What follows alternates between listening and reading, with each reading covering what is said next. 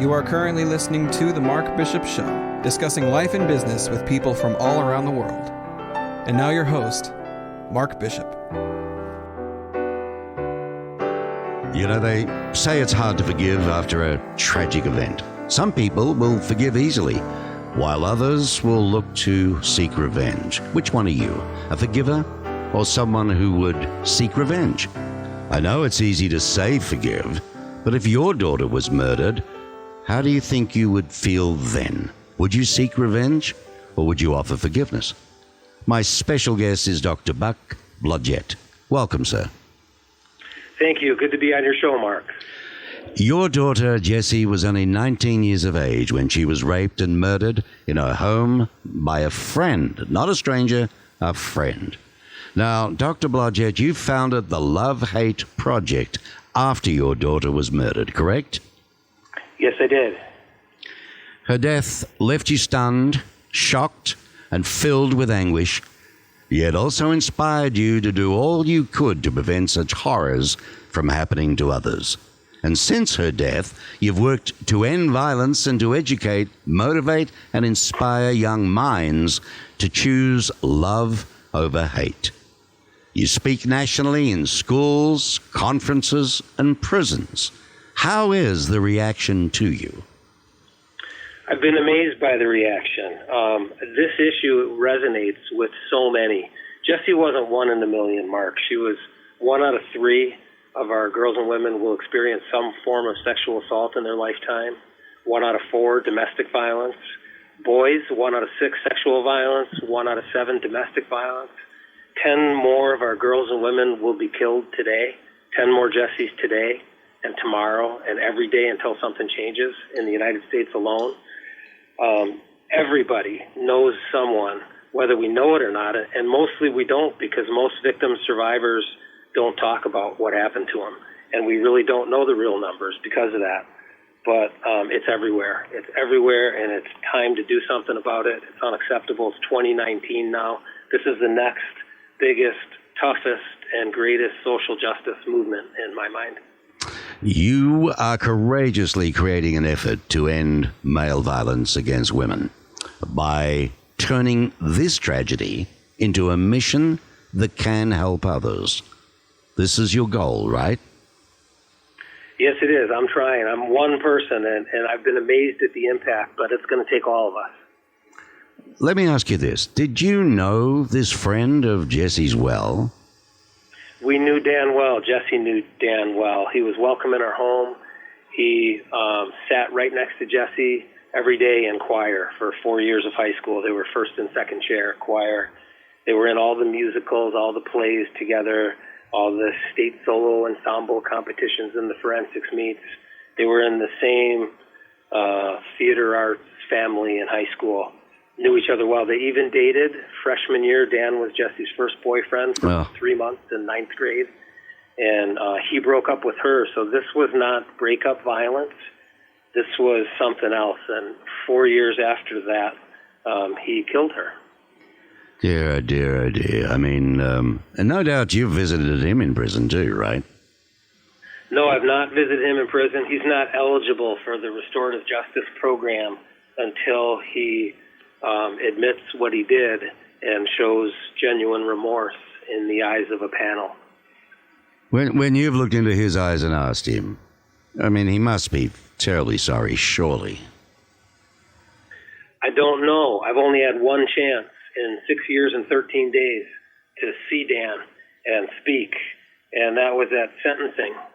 And we each had 10 minutes at sentencing, and I told him I forgave him, and I meant it. And by the way, I'm sure about half your listeners probably think I'm nuts right now, and I want people to know that I'm not living in a dream world, that I will never excuse or accept what Dan did to Jessie, or what any violence that any human ever commits against any other human, or even an animal, especially if there's a power imbalance, like a 210-pound man surprising a 110-pound girl while she's sleeping. But that doesn't mean I can't forgive, and that doesn't mean I can't love. And I told him I love him too, and I meant that. I don't mean I like him. I don't mean I like what he did.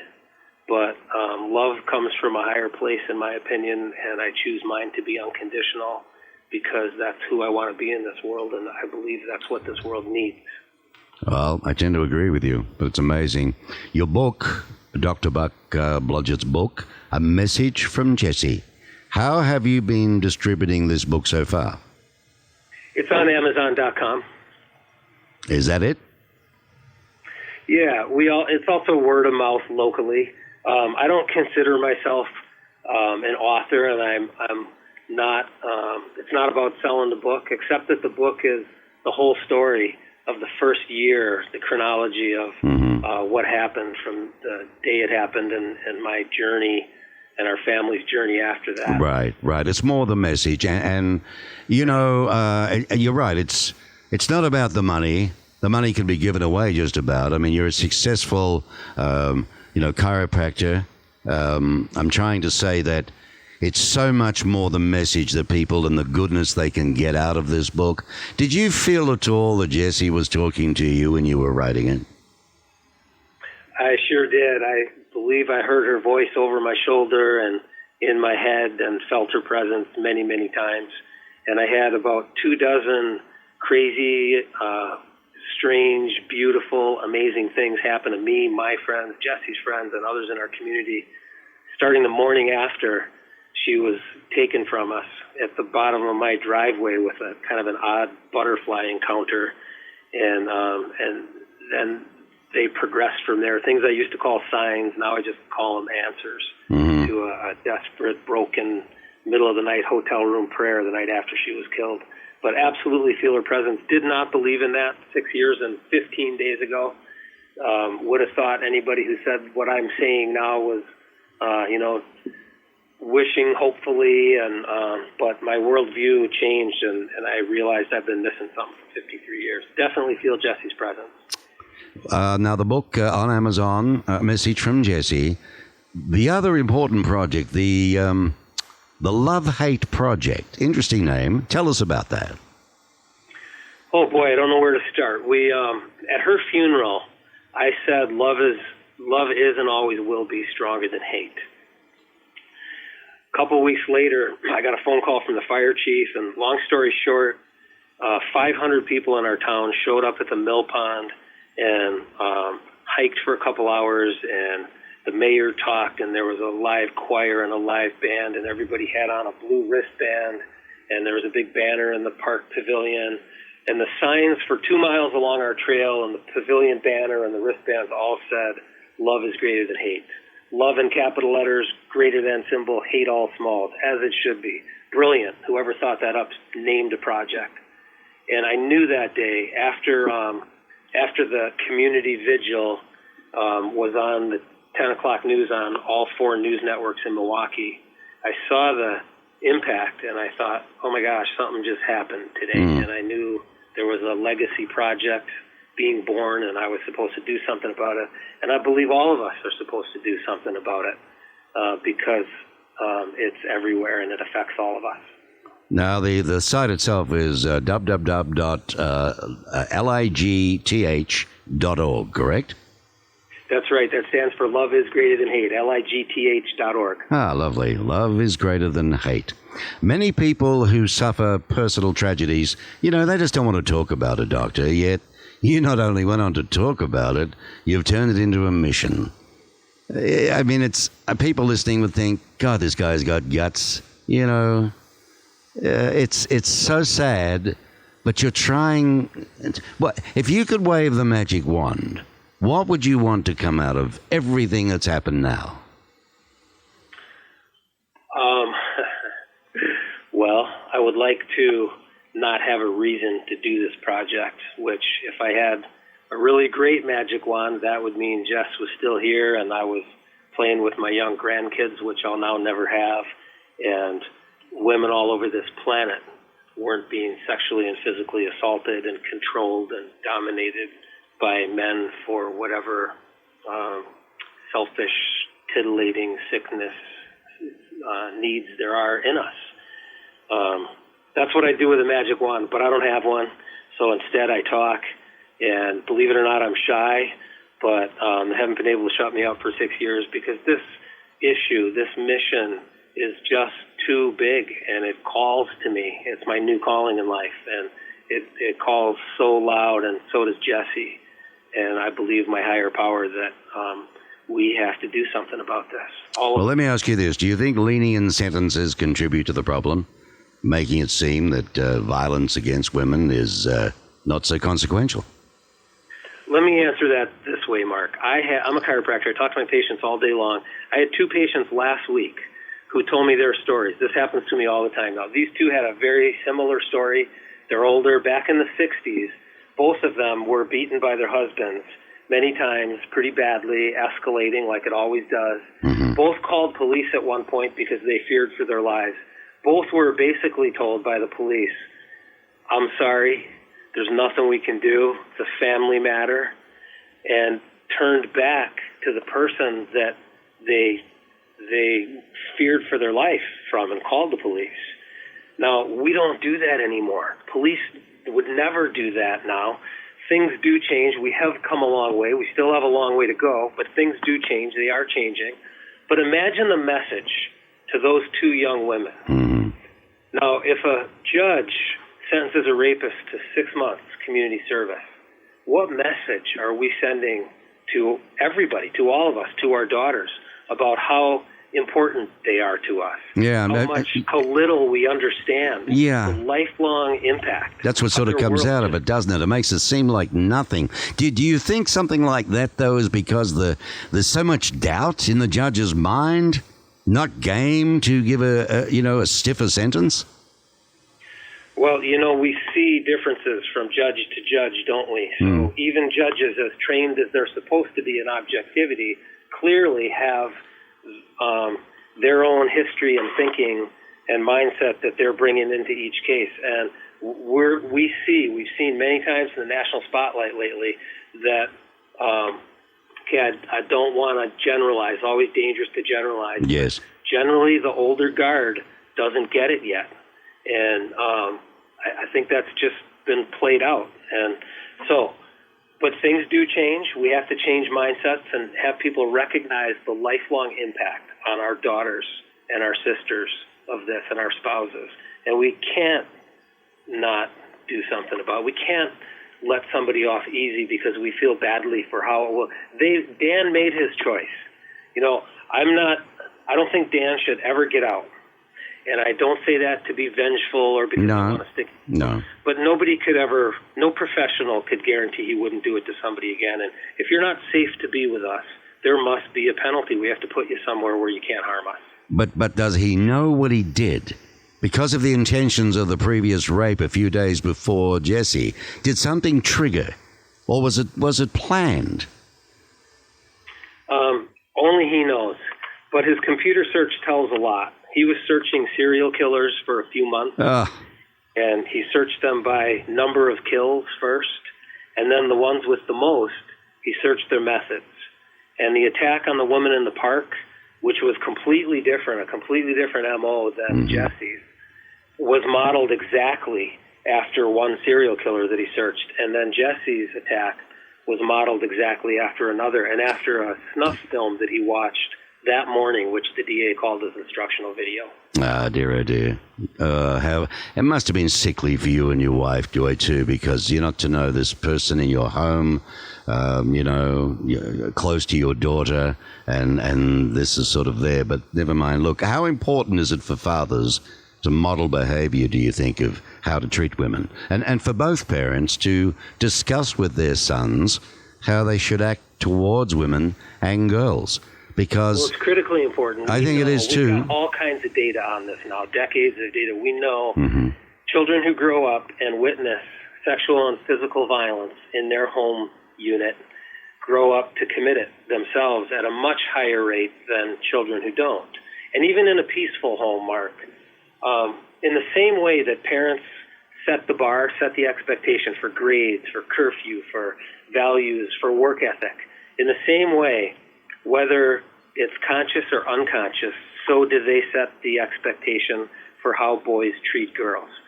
In my generation, I'm going to be 60 on my next birthday, dads rarely talked with their sons directly about how a man treats his wife, how a man treats his daughters, how boys treat girls.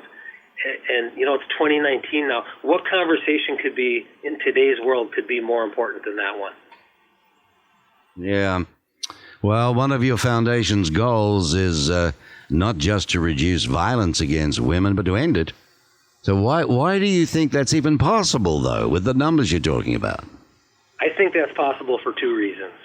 The first reason is because it's important to think it's possible, because I believe our actions flow from our beliefs, and if we don't think something's possible, our actions aren't going to be in a dance and in alignment with whatever it's going to take to make it possible.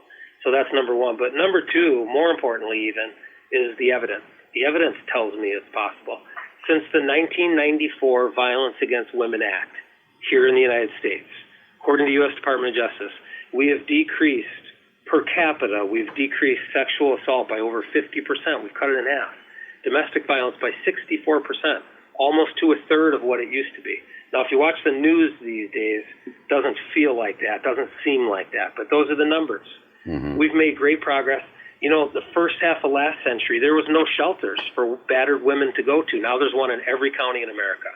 Things do change. They are changing. My mission, my question is, how do we throw gas on the fire? How do we accelerate the culture transformation? And how many more Jessies until we finish the job? Now, it's interesting also, in the beginning of our conversation, you mentioned statistics that proved guys too, and young men too, were copping violence from the opposite sex there. Absolutely. What is it, do you think, in our society? I mean, is it pressure? Is it... I don't... Is there anything that points a finger at a given statistic that makes us the way we are? So first of all, I'm a chiropractor. I'm not an expert. I'm not a psychiatrist, and I haven't worked in this field of violence for 30 years, but I'm a dad on a learning curve who needs to do something. Mm-hmm. But I do have some thoughts on that, and I think they're really good ones. I watched on Animal Planet last year, I watched about 100 male frogs want badly to breed with a female frog, and they swarmed her so much that they killed her. Now, I don't think any of us would call frogs monsters. I think we'd say that's nature. That's biology. And it's not just frogs. You can see that all through the animal kingdom, and we are part of and connected to the animal kingdom. I think it's in our biology and our physiology and our biochemistry. I think it's in us, this violence thing. What we also have, though, is higher thought, higher consciousness, higher choice. So I'm not excusing it in any way. I'm not saying it's acceptable. I'm just saying what we're up against. I think it's wired into us. This breeding, this sex and violence is wired together in us, and some of us overcome it well and deal with it better, but some don't. That's my first big thought, and my second is just that it's a cultural thing, and it's been there's been a shroud of silence about it forever, and it's coming to the light of day for the first time in not only in my lifetime, but in human history. It's a white-hot national conversation, and culture is changing. But I think it's cultural and physiological. You're listening to The Mark Bishop Show. I have as a special guest Dr. Buck Blodgett. His daughter, Jessie, was raped and murdered. And his book, available on Amazon.com, is A Message from Jessie. It's a beautiful book. It's not about making money here, guys, with this book. This is about a true message about our society and what we can try and do. Doctor, your mantra is, it's too late for Jessie, but not too late for millions of girls and women. My question is, how many more Jessies will there be before we get the job done? Well, that's my question too, Mark, and nobody knows. Obviously, the more we can speed up culture change. This is why everyone matters. Everyone matters with this. Just a handful of people in a boardroom aren't going to get this done. A handful of good ideas. Ideas matter, but we have to get everybody on board and reach a critical mass with culture transformation. We do that through messaging, especially with the next generation in schools. I have no idea how many more Jessies there are going to be, but what I do know now is it's really, really personal for me. Jess tried to tell this. Ironically, this was her issue in life. She tried to tell me about it, and I listened, but I didn't get it till it hit my family. Mm-hmm. And now I do what I do so that your listeners get it before it hits their family, or if it already has, that I say something that speeds up the healing process and causes change. Well, we've talked with you a lot, and you're the dad, and they often say, well, daughters are closer to dads than mums, but your wife, Joy, it must have been horrendous for her, too. People told us from day one, people who were blessed to know a few people who've lost children, and they said the pain never goes away. And they were right so far. It's been 6 years and 13 days. And I'm convinced they will be right until life leaves this body. And Joy is, she's in a crazy place. She's a mom with a lot of friends who are moms and have children, but now they go out and, Joy got ejected from the mom club. She's not a mom anymore. All her friends, all they can talk about is their kids. That's what moms do, right? Yeah, right. And it's so painful for her to listen to other people talk about their kids, of course. And Mm-hmm. It's nobody's fault. She wants to hear them and be happy with them about their kids, and they don't want to hurt her. But it's a loss that can't be described, and it's a pain that can't be described unless you felt it. Right. Well, you've been in the family chiropractic practice since '96. You're also founder of the Chiropractic and Wellness Group. Is your wife a chiropractor as well? She was. She retired a year ago, May. So Mm-hmm. the two of us have been in practice now for going on 24 years, and she was a chiropractor for 23. Right. All righty. Well, your book is titled, I wanted to sell a lot so it gets out there and gets a message out. Speaking of that, a message from Jesse. It can be found on Amazon.com. It's written by Dr. Buck Blodgett, who personally, felt the experience of losing a daughter through rape and murder, forgave the killer, believes in love more than hate, has formed the Love-Hate Project, which is about, hey, love is stronger and always will be than hate. My hat's off to you, Doctor. I think you're a marvelous man, and God bless, I can tell you now. And it's been, let's promote the Love-Hate Project on the site again. Please give me that address again. The website is ligth.org. That stands for Love is Greater Than Hate.org. Okay, we can see that. Maybe you'll get West one day and we'll get to meet in person. Who knows? Well, I would love to snowbird from Wisconsin down to where you are. My wife's got us pointed towards Florida right now, but I'm lobbying hard for Arizona, so we'll see what happens. We don't have the same. We don't have the same bugs as Florida. Maybe I can look you up if we do come down. Oh, please do. Please do. I'm easy to find. All right. Thank you, Doctor. And it's been an absolute pleasure. Good luck, okay, with the future. Thank you, Mark. I really do appreciate it. And would it be okay? Could we have a link to your show so we can share it on our social media? Oh, my word. I plan to do that. So hang on. Don't hang up on me. And Okay. I'll get the details. All right? Thank you. Stay there. Dr. Buck Blodgett, what a gentleman and a lovely soul. And I hope, you got something out of that. And, boy, talk about strength. I'm nearly in tears. And here he is doing what he's doing. I hope you enjoyed that.